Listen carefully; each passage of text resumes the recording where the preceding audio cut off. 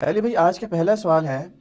اسی week 14 April 2020 کو آپ کے استاد اور ممدوح ڈاکٹر اسرار احمد رحمہ اللہ تعالیٰ کی وفات کو 10 سال مکمل ہوئے، اور اس حوالے سے آپ کی آفیشیل یوٹیوب چینل اور آفیشیل فیس بک پیج سے ان کے جنازے اور دفنانے سے متعلق 28 منٹ دورانیے کی ایک ویڈیو بھی اپلوڈ کی گئی۔ اس ویڈیو کا مقصد کیا تھا، اور ڈاکٹر اسرار احمد رحمہ اللہ تعالیٰ سے متعلق آپ کے کیا ویوز ہیں؟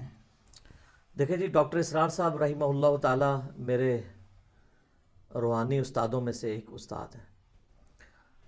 میں نے کہا جی آپ تمام مکاتب فکر میں سے کس مکتب فکر کو، یہ لفظ ہوتا ہے مکتب، ویسے ہم کہتے ہیں مکتبہ فکر، مکتبہ تو کہتے ہیں وہ بک سٹال والی دکان کو ہے، یہ مکتب ہے، مکتب کی کرامت تھی یہ، وہ مکتب، اس کی جمع جو ہے وہ مکاتب فکر۔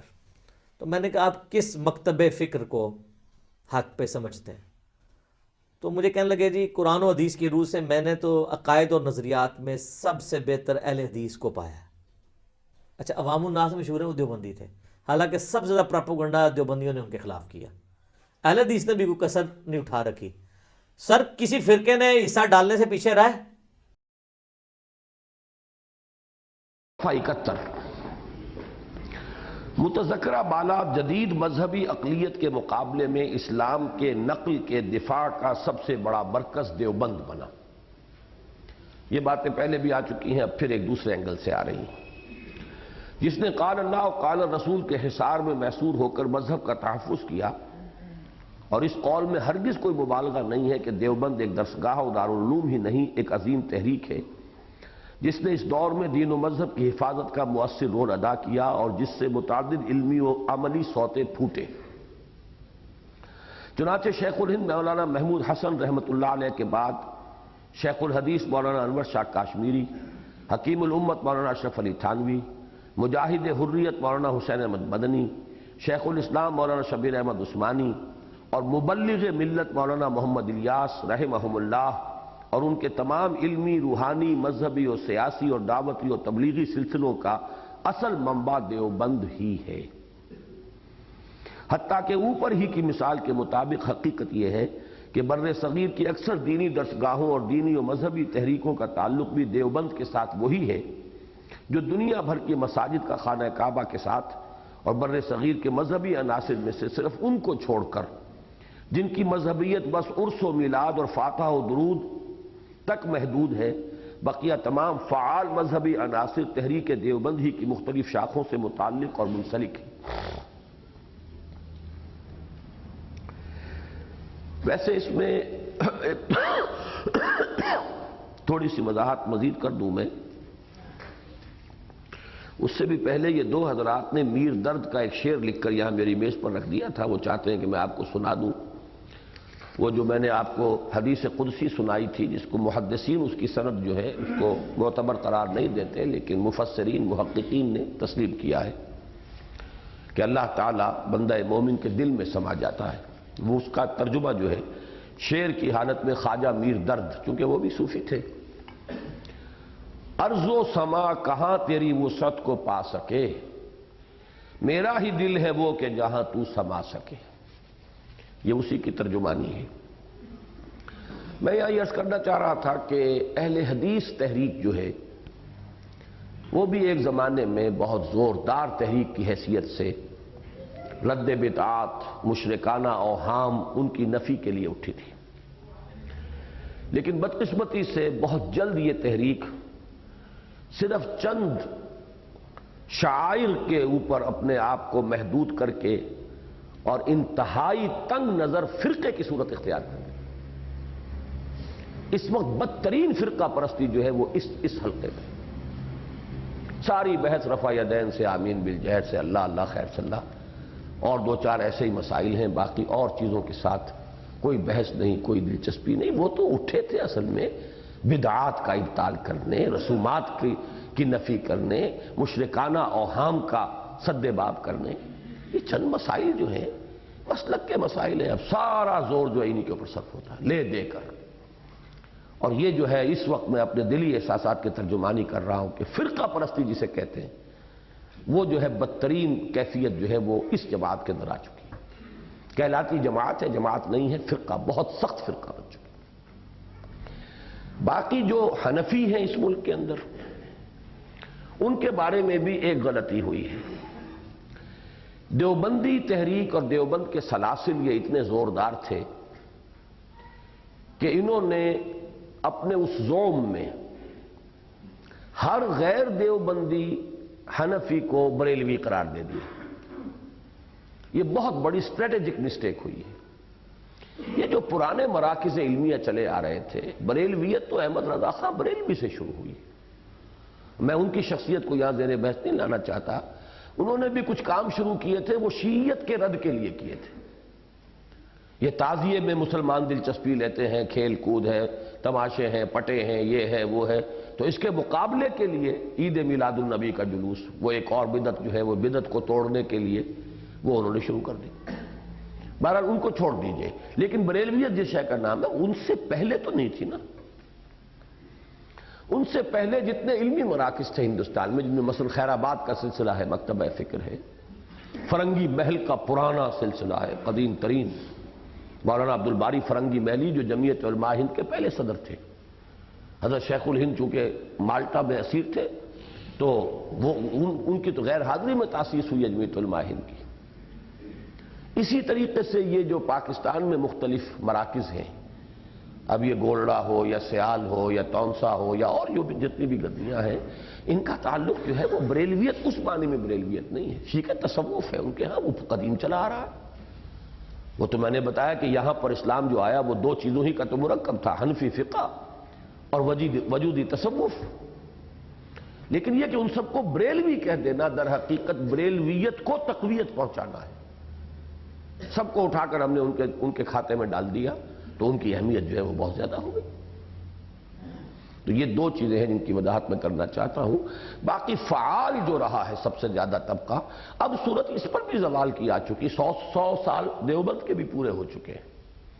اب وہی تقلید جامد اور وہی زوال کے آثار، وہی صرف اسلاف تک اپنی نگاہوں کو محدود رکھنا، اپنے بزرگوں کی بات کرنا اول و آخر، اس ماحول سے، اس حلقے سے باہر بڑی سے بڑی ہستی کو بھی تسلیم نہ کرنا، کسی بھی خیر کا وجود نہ ماننا، وہ ساری چیزیں یہاں بھی آ چکی ہیں۔ اور یہ ہے فطرت، وہ جیسے ہر فرد کے اوپر جوانی کے بعد بہرحال بڑھاپا آتا، تو ہر تحریک جو بھی اٹھتی ہے، جیسے کہ میں نے کہا کہ ایک دور میں تحریک اہل حدیث دیوبند سے زیادہ قدیم ہے، وہ تحریک شاہ اسماعیل شہید سے اس کو منسوب کیا جاتا ہے۔ انہوں نے جو منصب امامت کتاب لکھی، پھر انہوں نے صراط مستقیم کتاب لکھی، اور تیسری کتاب ان کی جو مشہور ترین ہے تقویۃ الایمان، جو سب سے زیادہ قابل اعتراض سمجھتے ہیں یہ دوسرے جو گروہ کے لوگ ہیں، تو یہ کتابیں انہوں نے لکھی۔ تو وہاں سے یہ سلسلہ جو ہے چلا ہے۔ تو اہل حدیث تحریک ایک بہت زوردار، بہت جاندار اصلاحی تحریک تھی، مشرکانہ اوہام کی نفی کرنے کے لیے، بدعات اور رسومات کو ختم کرنے کے لیے۔ لیکن یہ کہ ہوتے ہوتے وہ بھی فرقہ بن گئی، چونکہ وہ قدیم تر ہے، اس میں فرقہ بندی سخت تر آ گئی۔ اس کے بعد جو ہے وہ گروہ جو اہل حق کا تھا، وہ دیوبند کے اکابر علماء تھے، لیکن اب ان کو بھی 100 برس سے زائد ہو چکے، لہذا وہاں پر بھی وہ زوال اسی شدت کے ساتھ رونما ہو چکا ہے۔ اب گدیاں ہیں، اور گدیوں پر صاحب زادگان جو ہیں وہ ان کی جاگیریں بنتی ہیں، اللہ اللہ خیر سلام۔ اور جو لوگ اس میں سیاسی مزاج کے لوگ ہیں، وہ اپنی ان گدیوں کو اپنی سیاست کے لیے بیس بناتے ہیں، اسی کے حوالے سے سیاست کرتے ہیں۔ چلیے،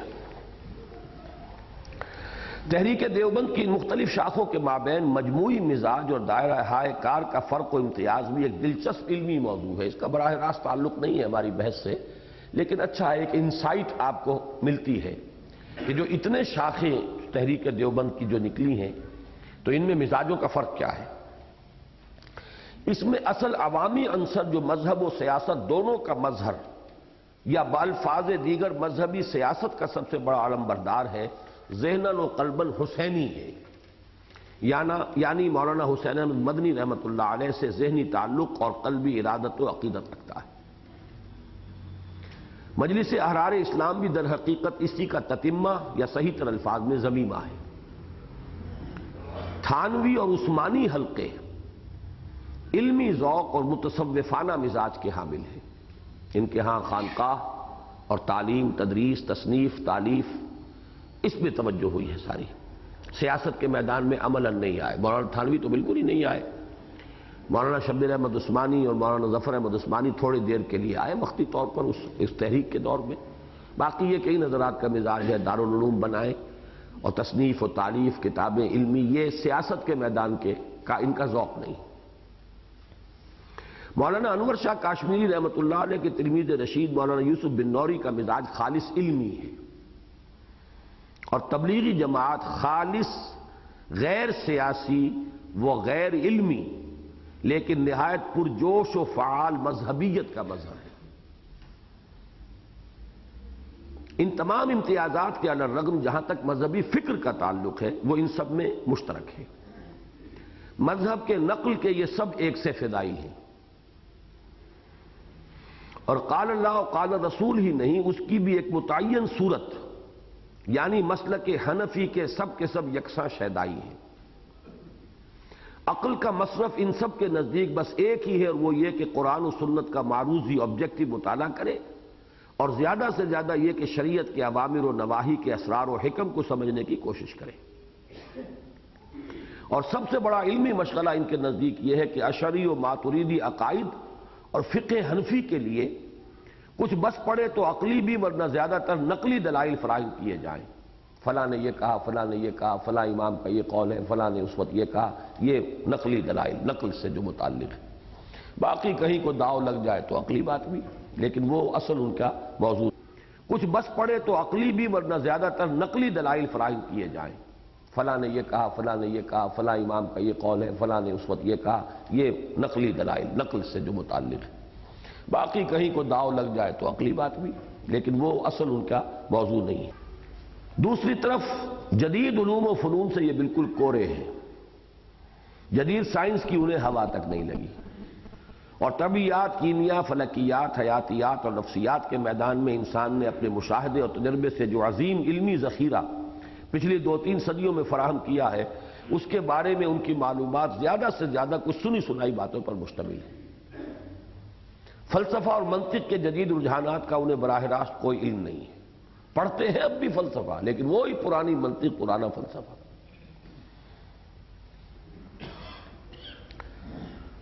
جدید عمرانیات اور خصوصاً سیاسیات اور معاشیات کی پیچیدگیوں اور الجھنوں کا بھی بلا واسطہ علم انہیں حاصل نہیں.